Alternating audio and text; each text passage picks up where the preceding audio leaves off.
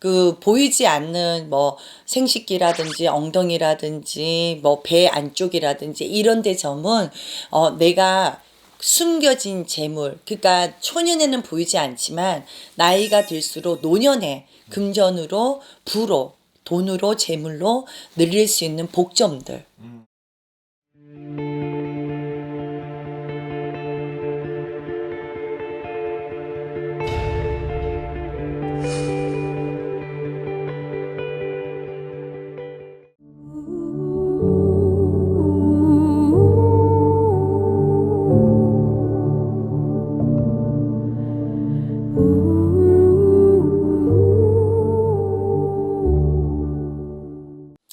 안녕하세요.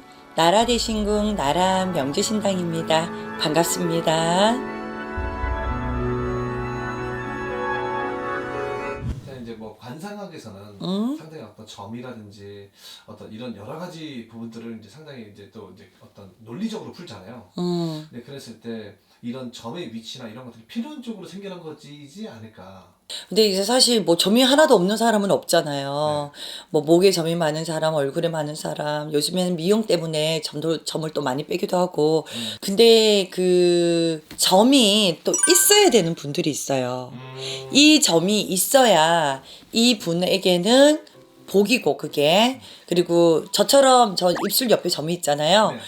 식복을 말하기도 하지만 말이나 언변이나 화술을 내가 주는데 도움을 주는 그런 점, 표식이라고 볼 수도 있겠고. 근데 만약에 내 이 점을 빼잖아요. 그러면 예전처럼 말을 못할 수도 있어요. 그런 것처럼 필요에 의해서 있어야 되는 점들이 있다는 거죠. 그리고 손등에 어떤 점이 있으신 분들은 손재주가 뛰어나거나 남들 앞에서 내가 뭘 만들거나 디자인이나 뭐 미용이나 어떤 이런 기술적인 일을 하시는 분들, 그리고 또 뭐 발바닥이나 발 쪽에 이렇게 점이 있으신 분들은 항상 주변에 사람이 인덕이 조금 많으신 분들. 그래서 이런 점들은 반드시 있는 것이 좋고요. 그 보이지 않는 뭐 생식기라든지 엉덩이라든지 뭐 배 안쪽이라든지 이런 데 점은 내가 숨겨진 재물, 그러니까 초년에는 보이지 않지만 나이가 들수록 노년에 금전으로 부로 돈으로 재물로 늘릴 수 있는 복점들. 그리고 또 이런 분들 있죠. 사주에 명이 없어서 어딜 가면 항상 명이 짧다고 얘기를 들었어요. 뭐 저 또한 마찬가지고요. 명이 짧으신 분들은 큰 점이 있거나 아니면 큰 흉이 있어야 돼요, 몸에. 근데 만약에 이 사주에 어떤 분이 점사를 보는데 단명이라고 들었어. 근데 이분이 흉터도 하나도 없어요. 그럼 이런 분들은 조금 위험하죠. 근데 어릴 때 뭐 라면 국물을 쏟아서 뒤었어. 흉터가 있어. 근데 이분은 명땜한 거예요. 저 있어요. 그런 것처럼. 그리고 또 아니면은 수술을 해서 어릴 때 흉터가 크게 남아 있어. 명땜을 한 겁니다.